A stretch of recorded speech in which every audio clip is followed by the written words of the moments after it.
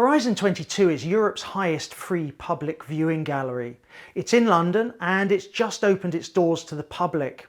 I was lucky enough to take a look on the opening day, and in this video I'm going to give you an insight as to my experience and give you a photographer's perspective if you're perhaps looking to take your camera along there and get some great images. Until now, if you wanted the highest view over London, you had to go to the view at the Shard, which is about 234 to 244 metres up. With the opening of Horizon 22, you can get to 254 metres. Interestingly, the view at the Shard is on floors 68 to 72, whilst at Horizon 22 it's on floor 58. And that's because the Shard was built on the south side of the river in a natural dip, and Horizon 22 is on the north side of the river and built on a rise. So the base of Horizon 22 is about 30 to 40 metres higher than that of the Shard. As many of you will know, the Shard is still the tallest building in London at 309.6 metres at its top. Interestingly, buildings in the centre of London are capped at 309.6 metres above sea level, which is the maximum permitted height as set by the UK Civil Aviation Authority to ensure that planes can land safely into London City Airport and London Heathrow Airport. And I can verify that at the top of 22 Bishopsgate at Horizon 22, you're not far beneath the arriving planes, certainly into London City Airport. And I was able to test my aircraft tracking on my Z8 and it worked pretty well. 22 Bishopsgate, which is where Horizon 22 is the second tallest building at 278 metres.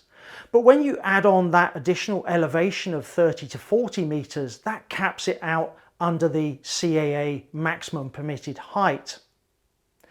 Interestingly, a lot of buildings in London now, to get planning consents, the developers have to provide public spaces either as plazas on the ground floor in the case of the cheese grater, or as roof gardens or viewing galleries, and that's great for us photographers.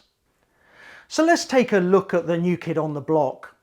Horizon 22 as a public space is free, but you do need a reservation.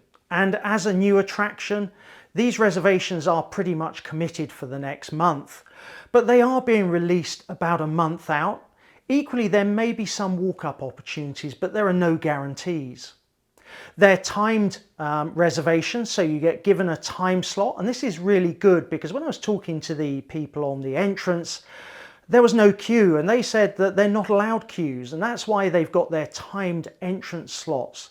You don't have to queue. You are in, they check the QR code on your ticket, and you're up through the airport style security in no time at all. A very first class experience. Within a minute or two, I was in the lift and being whisked up to the 58th floor. The lift travels at about 20 miles an hour, so you're at the 58th floor in about a minute.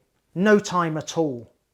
The viewing gallery is a double height area, and you arrive from the lift on a mezzanine level, and you're almost dumbfounded looking down through the floor to ceiling double height windows onto the buildings beneath, which when you're on ground level look really tall and impressive.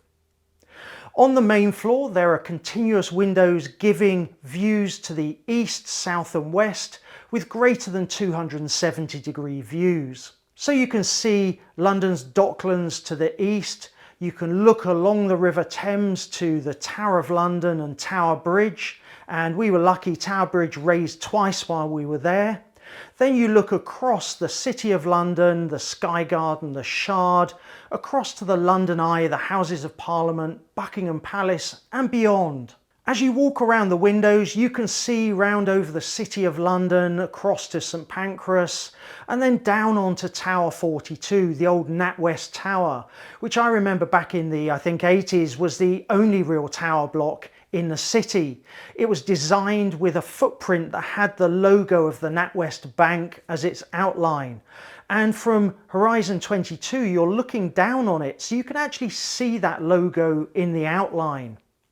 With the greater than 270-degree views, you don't get a view to the north, but in that direction you might be more obscured by other high buildings in the City of London, so that really isn't a loss. Due to the size of Horizon 22 itself, there's loads of space along the windows, so it's pretty relaxed on the day I was there. As you can see, on the day I was there, it was cloudy, but there were some breaks in the cloud which gave some great light streaks, and you have to roll with the weather in the UK, I'm afraid, as those of you who live in the UK will know. Now, in addition, as a photographer, you will also have to deal with some reflections. The windows are floor-to-ceiling double height windows, but they're perpendicular and have frames. And depending on the light, and obviously it will vary as the light varies, you do get some quite strong vertical reflections of the window frame structures and also of the people around you.